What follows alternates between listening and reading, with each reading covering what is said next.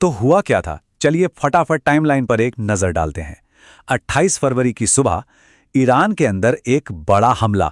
उसी दिन शाम को ईरान का पलटवार और फिर सिर्फ 48 घंटों के अंदर ही यह लड़ाई साइप्रस तक पहुंच गई। इससे अंदाजा लगाया जा सकता है कि हालात कितनी कितनी तेजी से हाथ से निकले। तो सवाल ये उठता है कि आखिर ये चिंगारी भड़की कहाँ से? इस पूरे संकट की जड़ क्या थी? चलिए सबसे पहले उसी घटना को समझते हैं जिसने सब कुछ बदल दिया। तारीख थी 28 फरवरी 2026। ईरान के अंदर एक बहुत बड़ा सैन्य हमला हुआ। इल्जाम लगा अमेरिका और इजराइल पर, और इस हमले में ईरान के सुप्रीम लीडर और कई टॉप सिक्योरिटी ऑफिशियल्स मारे गए। बस इसी एक घटना ने पूरे रीजन का जियोपॉलिटिकल नक्शा ही बदल कर रख दिया। अब जाहिर है इस हमले के बाद तेहरान में गुस्सा उबल रहा था। उन्होंने फौरन और जबरदस्त जवाबी कार्रवाई करने की कसम खाई, और बस यहीं से शुरू हुआ इस तनाव का अगला और ज्यादा खतरनाक दौर। तो ईरान ने अपना बदला लेने के लिए किसे चुना? उन्होंने निशाना बनाया संयुक्त अरब अमीरात को। यूएई इस पूरे हमले में पहला टारगेट बना।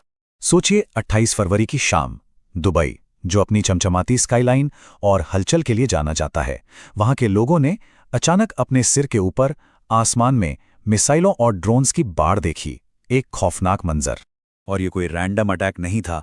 हमलावरों ने जानबूझकर दुबई की सबसे जानी मानी जगहों को टारगेट किया।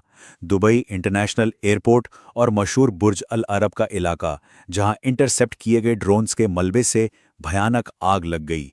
लेकिन कहानी यहीं खत्म नहीं हुई। ये हमले सिर्फ दुबई तक नहीं रुके। ठीक उसी वक्त यूएई की राजधानी अबू धाबी, वो भी हमलों की चपेट में आ गई। अबू धाबी में टारगेट था जायद पोर्ट, जो कि एक फॉरेन नेवल बेस के बहुत करीब है। इस हमले के बाद वहां से जोरदार धमाकों और आसमान में काले धुएं के ऊंचे ऊंचे गुबार उठने की खबरें आने लगीं। मतलब साफ था, निशाना बहुत सोच समझकर स्ट्रेटेजिकली चुना गया था। तो देखिए, एक तरफ थी यूएई की वो रोजमर्रा की जिंदगी, चमचमाती गगनचुंबी इमारतें, बिजी पोर्ट्स, दुनिया भर के लिए ट्रैवल और फाइनेंस का हब, और फिर हमले के बाद का मंजर, जिसमें सिर्फ सायरन का शोर था, कांपती हुई इमारतें थी और बंद पड़े बाजार और एयरपोर्ट्स थे। ये जो फर्क है ना, यही इस संकट के असली मानवीय दर्द को दिखाता है। इन हमलों में 3 जानें गईं। भले ही ये आंकड़ा कम लगे, पर इसने एक खतरनाक सच्चाई को सामने ला दिया कि ये संघर्ष अब सीमाओं में बंद कर नहीं रहने वाला था। और हुआ भी बिल्कुल वैसा ही।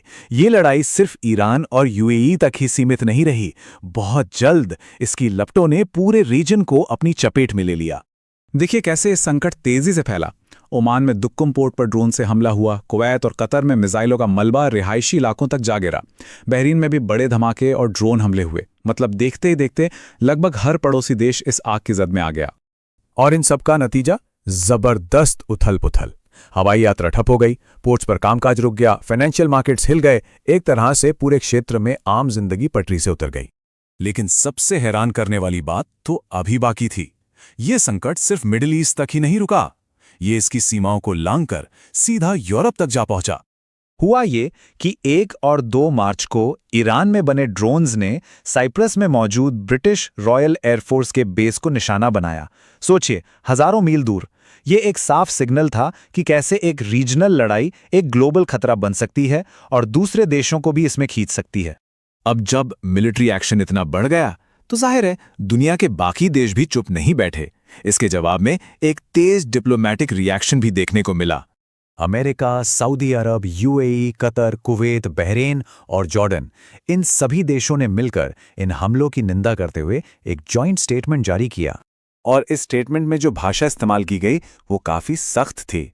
इन हमलों को लापरवाह और अस्थिर करने वाला बताया गया।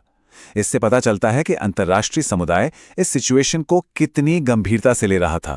तो इतने हमलों और जवाबी हमलों के बाद आज की तारीख में जमीनी हकीकत क्या है, रीजन में हालात कैसे हैं, चलिए इसे समझते हैं।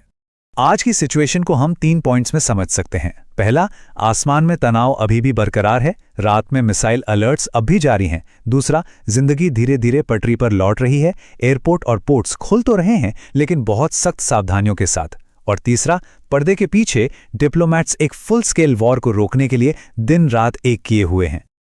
और इन सब के बीच में कौन है? आम लोग, व्यापारी, परिवार, काम करने वाले लोग, जिनकी जिंदगी एक डरावने अतीत और एक अनिश्चित भविष्य के बीच कहीं अटक कर रह गई है। पूरी दुनिया की नजरें इस वक्त खाड़ी पर टिकी हैं और सबके जहन में बस एक ही सवाल है, अब आगे क्या होगा? और इस एक सवाल का जवाब सिर्फ इस क्षेत्र का ही नहीं, बल्कि शायद पूरी दुनिया का भविष्य तय करेगा।